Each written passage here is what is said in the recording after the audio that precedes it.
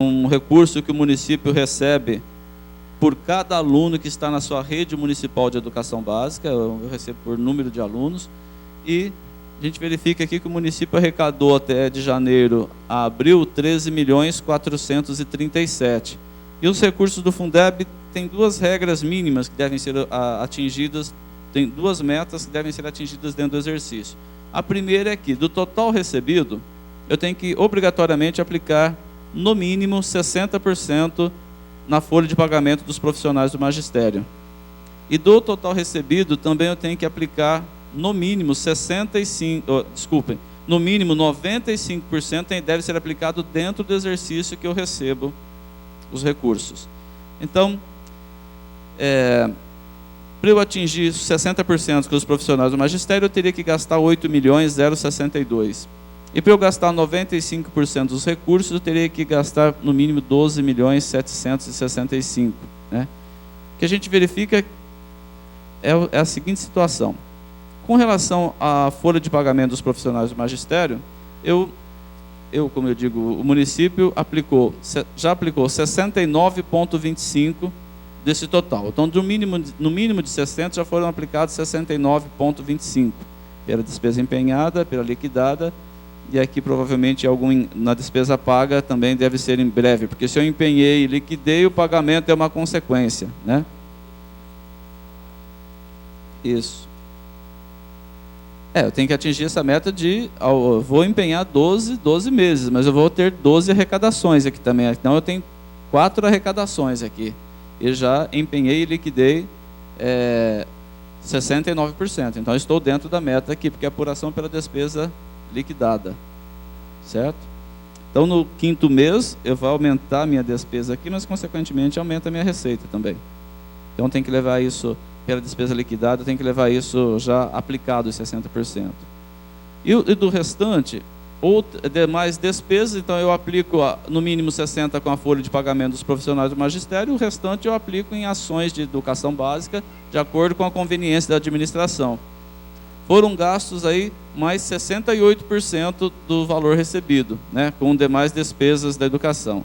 O que ocorre aqui é que o município já empenhou 138% do recurso que veio, ou seja, nós já efetuamos empenhamentos por conta de dotações do Fundeb que serão pagos com receitas futuras do Fundeb, porque obviamente nós não vamos encerrar o exercício com empenho maior do que a receita. Durante o exercício eu posso fazer isso, porque eu tenho um contrato, eu empenho agora meu contrato, e esse contrato vai ser liquidado, vai ser pago ao longo do exercício com receita futura do Fundeb. Por isso que a gente demonstra aqui um empenhamento e uma liquidação maior do que o valor recebido. Mas vejam que a despesa paga está inferior, né? A minha despesa paga nunca vai ser mais que 100% que o recurso recebido. Ok?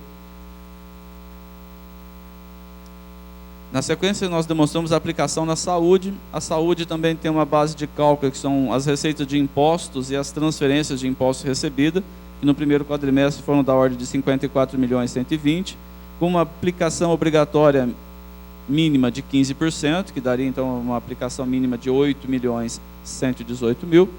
E aí nós temos a seguinte situação. O município, ele contratou o serviço de saúde de janeiro a abril, na ordem de 32.491.000. Esses foram os contratos e os serviços prestados na área da saúde, os serviços contratados. Desses 32.491.000, 20 milhões foram custeados com transferências do governo federal e governo estadual. São transferências obrigatórias, constitucionais, são os recursos que o Ministério da Saúde, o Fundo Federal de Saúde, manda para o município. Mas isso não conta na aplicação, porque a Constituição diz o seguinte: olha, no mínimo 15% tem que ser com recursos próprios, com recurso do bolso do município, né? Então nós pegamos aqui a aplicação total, descontamos os recursos que foram aplicados em decorrência de transferências vindas do governo federal e estadual, e nós temos aqui então uma aplicação de saúde com recursos próprios de 12.489.000. Então, esses 12.489.000 corresponde a 23,07% da minha base de cálculo, de acordo com a Constituição. Então, por um mínimo de 15%, o município contratou o serviço de saúde na faixa dos 23%. Mínimo 15%, já executou 23%. Pela despesa liquidada, foram liquidados 10.994.000, que corresponde a 20,31%. Também, portanto, acima da aplicação mínima, que era de 15%. E pela despesa paga, a gente verifica um índice aqui de 13,19%, que aqui essa despesa paga, então eu tenho até o final do exercício para estar atingindo uma cifra, um percentual mínimo de 15%. Mas verifica-se que eu já contratei 23%, já liquidei 20%, aquilo que está liquidado, obviamente, eu obrigatoriamente tem que ser pago, porque aquilo que está liquidado já está comprometido com o fornecedor. O fornecedor, na maioria das vezes, já até forneceu a nota para a administração. Só resta mesmo efetuar o pagamento. Okay? E o nosso último slide é onde nós demonstramos como está a despesa, o índice de despesa com o pessoal do município. A Constituição estabelece limite máximos, a Constituição e a Lei de Responsabilidade Fiscal define limites máximos para esse tipo de gasto, com folha de pagamentos e de encargos. Então, funciona da seguinte maneira: o Poder Executivo e as administrações indiretas, as autarquias, elas podem ter gastos com folha de pagamentos e encargo até 54% da sua receita corrente líquida. Poder Legislativo até 6% da sua receita corrente líquida. Então, a receita corrente líquida é uma metodologia também já previamente definida na legislação para montar essa receita corrente líquida. E nós temos a receita corrente líquida, ela sempre representa os últimos 12 meses de receita do município. Então, quando se fala numa receita corrente líquida apurada em abril de 2012, na ordem de 251.695.000, significa que eu estou considerando a receita de abril de 2012 a maio de 2011. Né? Eu fecho 12 meses, então uma somatória de 12 meses para obter minha receita corrente líquida como receita. E na despesa de folha de pagamento também. Nós estamos demonstrando aqui, então, uma receita corrente líquida de 251.695.000, onde o teto máximo para gasto de 54% seria 135.915.000. Existe um limite prudencial, um limite de alerta, que é 51,30%, que seria a ordem de 120.119.000. E a gente verifica que a folha de pagamento, né, a despesa com folha de pagamento da competência abril, né, também considerado 12 meses, de maio de 2011 a abril de 2012, correspondeu ao valor de 103.362.000, correspondendo a um percentual de 41,07%, quando o máximo permitido eram 54%. Então nós temos que uma despesa com o pessoal, ela está bem distante do percentual máximo permitido pela legislação. Então, portanto, o que a gente demonstra aqui? Que nós estamos cumprindo com os limites impostos pela Lei de Responsabilidade Fiscal no tocante a despesas com folha de pagamentos e encargos sociais. Ok? Da nossa parte, conforme prometido originalmente, era demonstrar a execução das receitas e das despesas, né? Depois os valores de disponibilidades e endividamento e, finalmente, a aplicação dos índices. Foram essas as nossas explanações iniciais e nós ficamos abertos agora para esclarecimento de dúvidas gerais e perguntas dos presentes.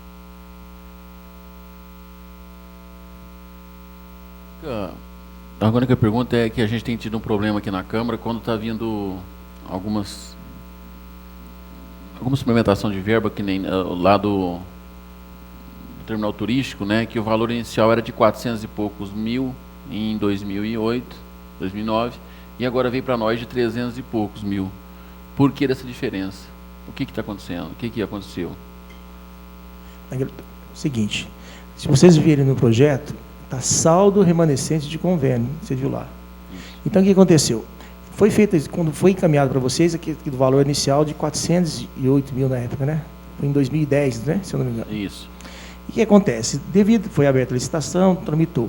E devido a problemas da firma, tal, não houve execução do objeto, só em parte. Aí depois vocês viram que foi encaminhado também para vocês, que depois, tramitado o processo, tal, como é convênio federal, A própria Caixa Econômica Federal, depois até mandei para vocês, autorizou aquele saldo remanescente para a gente poder executar de novo o projeto. Só que isso foi aberto em 2010 lá, esse crédito especial. E em 2010 não foi executado, em 2011 nada, e para mim poder reabrir esse convênio, por isso que eu mandei de novo como saldo de convênio, entendeu? Porque essa previsão desse saldo do convênio não tinha previsto no orçamento.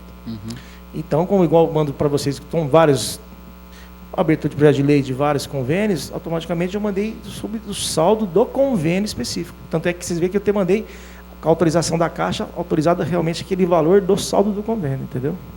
Hoje no orçamento não há determinação, vamos supor, quando de um ano para outro há um mau saldo, não tem que cancelar de um orçamento, de um anual e passar para o ano próximo? Normalmente é o seguinte, por exemplo, se eu abro uma crédito especial durante os últimos 4 meses, a lei, a 4320, me dá a autorização de eu reabrir isso no próximo exercício. Sem lei, né? Isso, aí eu tenho essa autorização de reabrir. Como foi anterior a esses 4 meses, e esse projeto não foi executado, ele finalizou a execução do objeto naquele ano. Aí, por exemplo, quando não tinha esse saldo, eu pedi autorização para vocês para poder reabrir esse crédito especial. Entendeu? Tá bom?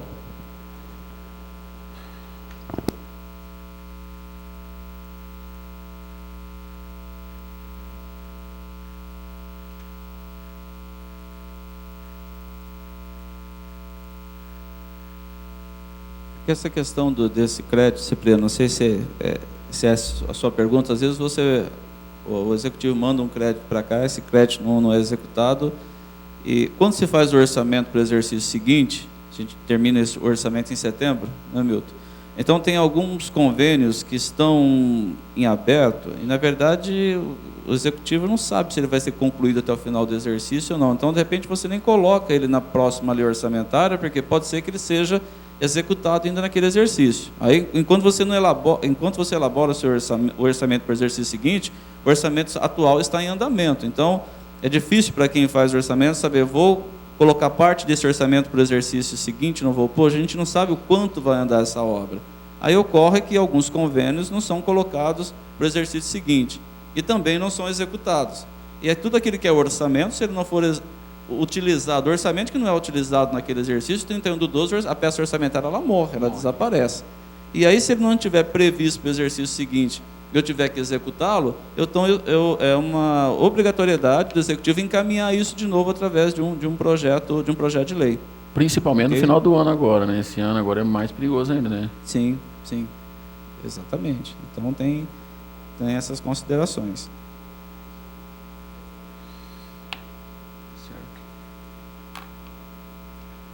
Eu só gostaria de constar, né, a presença, né, que o pessoal percebesse que, infelizmente, né, a presença de poucas pessoas da população e até da imprensa, né, e bem como dos vereadores, né, infelizmente, né, a gente traz alguma coisa para discutir, para poder tirar as dúvidas, para demonstrar exatamente o que está acontecendo, trazendo a parte técnica, né, da coisa, e infelizmente a pouca colaboração, participação para a discussão, para que haja uma discussão assim com base de dados e com conhecimentos. Infelizmente essa pouca participação. Eu lembro do começo do mandato que nós chegamos a ter audiência pública com 11 vereadores, né, de um total de 17, e a gente terminando o mandato com um vereador. E gostaria de salientar também que eu participei de todas as audiências públicas, não faltei em nenhuma. Mais alguma pergunta, alguma coisa? Então, considero encerrada a audiência pública. Obrigado pela presença.